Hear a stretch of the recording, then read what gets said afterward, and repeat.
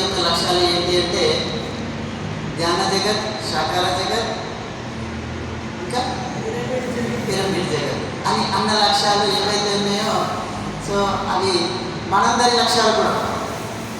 పత్రిజీ 84 లక్షల జీవరాశులన్నీ కూడా ఆనందంగా ఉండాలి, ఆరోగ్యంగా ఉండాలి, సంపూర్ణ ఆయుష్తో జీవించాలని కోరుకున్నాడు. సో ఒక మానవ జాతి కాదు, ప్రతి జాతి కూడా, ప్రతి జీవరాశి కూడా ఆరోగ్యంగా ఉండాలి, ఆనందంగా ఉండాలి అని పత్రిజీ కోరుకున్నాడు. ఆ విధంగా పత్రిజీ ప్రయత్నం కూడా చేసింది.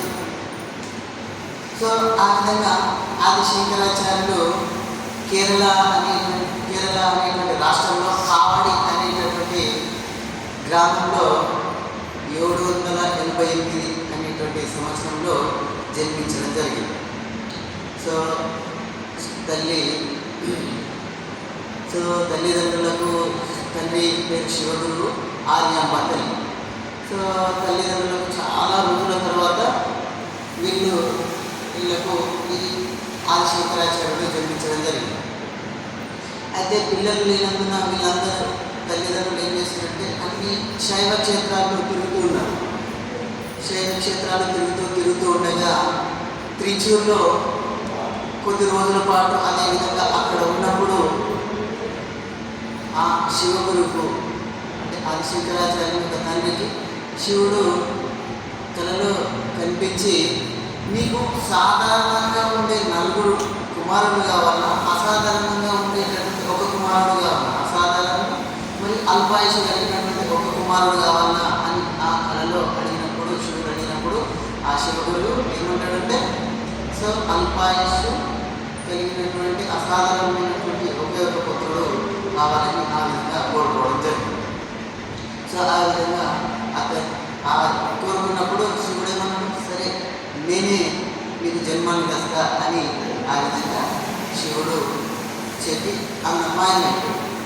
ఆ విధంగా ఆది శంకరాచార్యుడు జన్మించగానే మొదటి సంవత్సరమే భారతీయ తత్వజ్ఞానంలో నిజంగా గొప్పలైనటువంటి వ్యక్తుల్లో ఆది శంకరాచార్యుడు ఒకరు.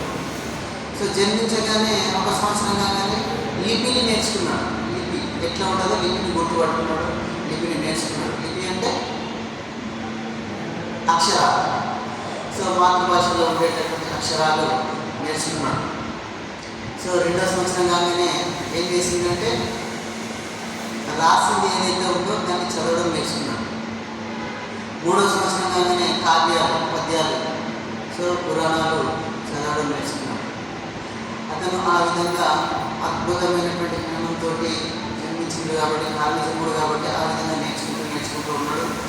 4వ ఏట అతని యొక్క నాన్నగారు కాలం వేసేసి సో పూర్తి బాధ్యత అంతా కూడా తల్లి పైన పడింది. మంచి నంబూద్రి బ్రాహ్మణ వంశంతో పుట్టినటువంటి వీలు కాబట్టి 5వ ఏట ఏం జరుగుతుంది, సో ఉపనయన సంస్కారం జరుగుతుంది. సో కాబట్టి అప్పటి వరకు ఒక జన్మ, అప్పటి నుండి ఇంకో జన్మగా భావిస్తాం.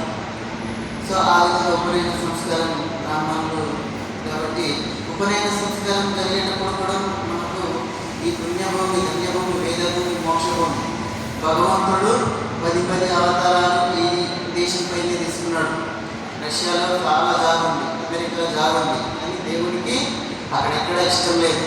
ఈ భారతదేశంలోనే దేవుడికి బాగా ఇష్టం కాబట్టి ఇక్కడ జన్మించిండు, ఈ భూమిని మరింత పవిత్రం చేసింది.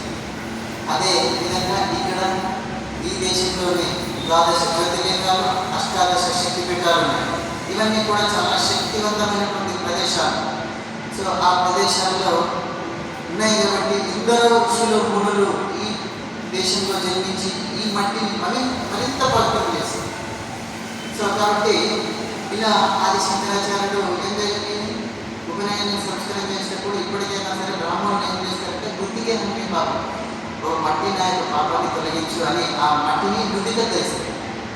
సో ఆ విధంగా ఆది శంకరాచార్యునికి 5వ ఏట ఉపనయన సంస్కారం జరిగింది. ఉపనయన సంస్కారం జరిగిన తర్వాత ఏం చేయాలి, సో స్కూల్కి వెళ్ళాలి. ఎప్పుడైతే మనం 3వ సంవత్సరం కానీ పంపించేస్తాం. కానీ సో ఆ విధంగా ఆది శంకరాచార్యుడు 5వ ఏట గురువు దగ్గరికి వెళ్ళిండు. గురువు ఆశ్రమంలోకి వెళ్ళి సో వేదాలు వేదాంత సకల శాస్త్రాలు నేర్చుకుంటూ ఉన్నాడు 5వ సంవత్సరంలో. సో అతనికి జ్ఞానం పట్ల అంత కాంక్ష. సో గురువు యొక్క ఆశ్రమం నియమాల ప్రకారం ఏం చేయాలి? బయటికి వెళ్ళి భిక్షాటన చేయాలి. భిక్షాటన చేసి తినాలి. సో అది కాబట్టి సో ఇతను భిక్షాటనకి వెళ్ళి భిక్షాటన